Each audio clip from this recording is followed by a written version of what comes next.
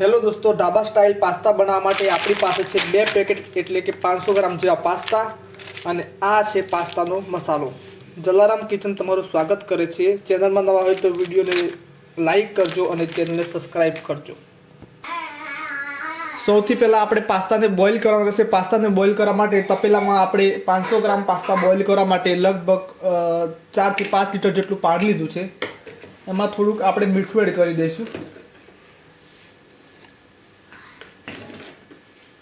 મીઠું એડ થાય એટલે એમાં થોડુંક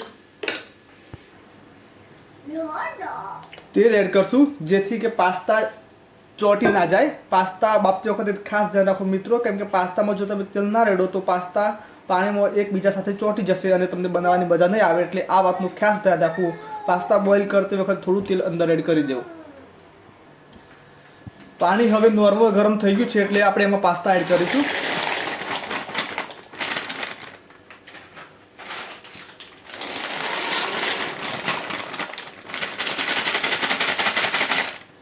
पास्ता एड करी અને એને થોડા હલાવી નાખવાના જેથી પાસ્તા ચોટી જાય નહીં। આ રીતે હલાવીને એને 3 થી 4 મિનિટ માટે બફવા દેવાના છે, બોઇલ થવા દેવાના છે, બરોબર। જો હવે આપણા પાસ્તા એકદમ બોઇલ થઈ ગયા છે। પાસ્તા બોઇલ થાય એટલે આ રીતે એને ચેક કરી લેવાનો। આ રીતે તૂટી જવો જોઈએ, બરાબર। આટલા બોઇલ થવા જોઈએ, આનાથી વધારે નહીં કે આનાથી ઓછા નહીં, આટલું માપ છે। આ રીતે બોઇલ થવા જોઈએ। पास्ता बनावा माटे आपणे एक कढ़ाई में थोड़ुंक तेल लई लीधुं छे। तेल थोड़ुं गरम थाय एटले एमां झीणी कटिंग करेली डूंगळी थोड़ीक नाखवानी छे।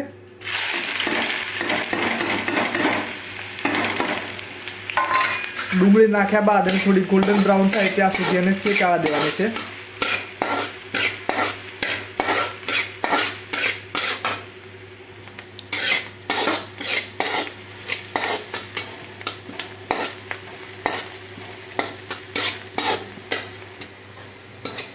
डूंगळी हवे आपणी गोल्डन ब्राउन थई गई छे એટલે એમાં આપણે એડ કરીશું ટામેટા।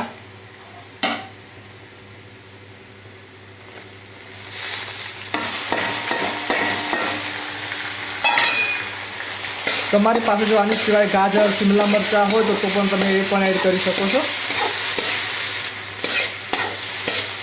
હવે ટામેટામાંથી મસ્ત તેલ ના છૂટું પડે ત્યાં સુધી એને આપણે શેકાવા દેવાનું છે। टामेटामांथी हवे मस्त तेल छूटू पड़ी गयुं छे। हवे आपणे एमां एड करीशुं थोड़ाक मसाला। ढाबा स्टाइल पास्ता थोड़ाक तीखा होय छे एटले एमां आपणे थोड़ुंक तीखुं मरचुं एड करीशुं।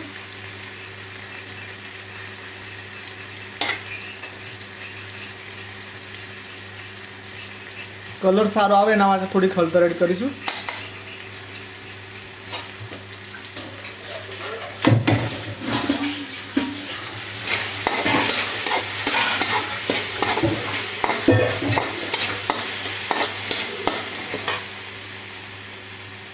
હવે આપણે એમાં એડ કરીશું પાસ્તાનો મસાલો।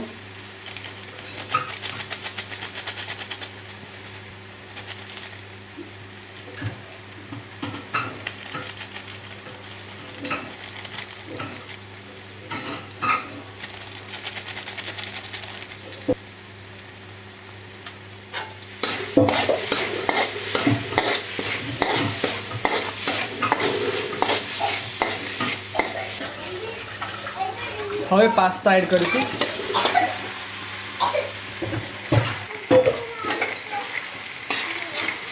હવે આપણે પાસ્તાને સરસ આ રીતે મિક્સ કરી લેશું।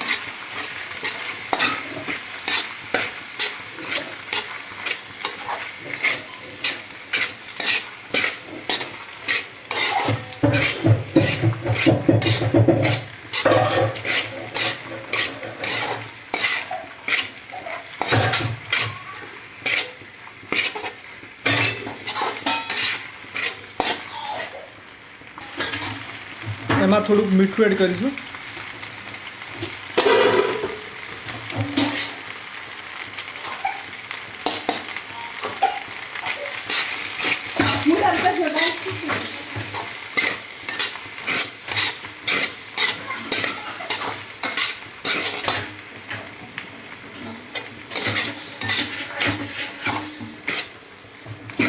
जो मित्रों ढाबा स्टाइल में एकदम स्पेशल पास्ता बनीने तैयार है, जोई लो एकदम।